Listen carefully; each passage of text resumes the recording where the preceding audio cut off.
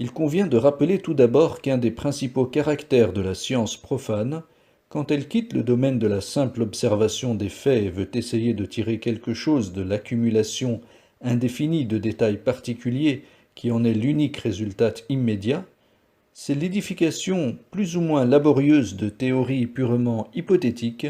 et qui nécessairement ne peuvent être rien de plus, étant donné leur point de départ tout empirique, car les faits, qui en eux-mêmes sont toujours susceptibles d'explications diverses, n'ont jamais pu et ne pourront jamais garantir la vérité d'aucune théorie. Et comme nous l'avons dit plus haut, leur plus ou moins grande multiplicité n'y fait rien.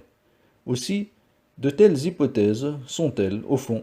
bien moins inspirées par les constatations de l'expérience que par certaines idées préconçues et par certaines des tendances prédominantes de la mentalité moderne. On sait d'ailleurs avec quelle rapidité toujours croissante ces hypothèses, à notre époque, sont abandonnées et remplacées par d'autres,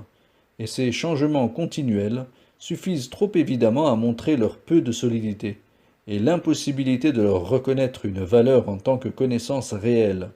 Aussi prennent-elles de plus en plus dans la pensée des savants eux-mêmes un caractère conventionnel, donc en somme irréel,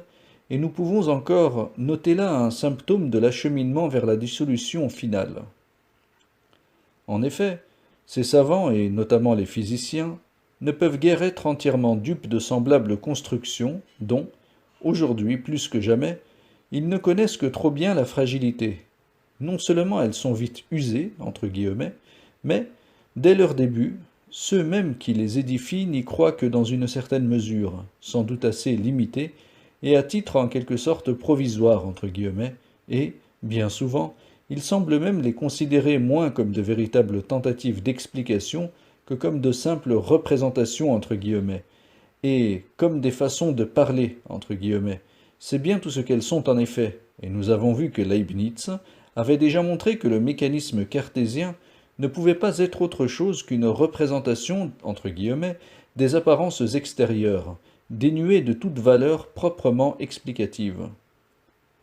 Dans ces conditions, le moins qu'on en puisse dire est qu'il y a là quelque chose d'assez vain, et c'est assurément une étrange conception de la science que celle dont procède un semblable travail. Mais le danger de ces théories illusoires réside surtout dans l'influence que, par cela seul qu'elles s'intitulent scientifiques entre guillemets, elles sont susceptibles d'exercer sur le grand public entre guillemets, qui lui les prend tout à fait au sérieux et les accepte aveuglément comme des dogmes entre guillemets, et cela non pas seulement tant qu'elles durent, ouvrons la parenthèse, elles n'ont même souvent eu alors qu'à peine le temps de parvenir à sa connaissance, fermons la parenthèse, mais même, et surtout quand les savants les ont déjà abandonnées et bien longtemps après, du fait de leur persistance, dont nous parlions plus haut, dans l'enseignement élémentaire et dans les ouvrages de vulgarisation, où elles sont d'ailleurs toujours présentées sous une forme simpliste entre guillemets et résolument affirmative, et non point comme les simples hypothèses qu'elles étaient en réalité pour ceux-là même qui les élaborèrent. Ce n'est pas sans raison que nous venons de parler de dogme entre guillemets, car, pour l'esprit antitraditionnel moderne, il s'agit bien là de quelque chose qui doit s'opposer et se substituer au dogme religieux. Un exemple comme celui des théories évolutionnistes entre guillemets, entre autres, ne peut laisser aucun doute à cet égard, et ce qui est encore bien significatif, c'est l'habitude qu'ont la plupart des vulgarisateurs entre guillemets de parsemer leurs écrits de déclamations plus ou moins violentes contre toute idée traditionnelle, ce qui ne montre que trop clairement quel rôle ils sont chargés de jouer, fût-ce inconsciemment dans bien des cas, dans la subversion intellectuelle de notre époque.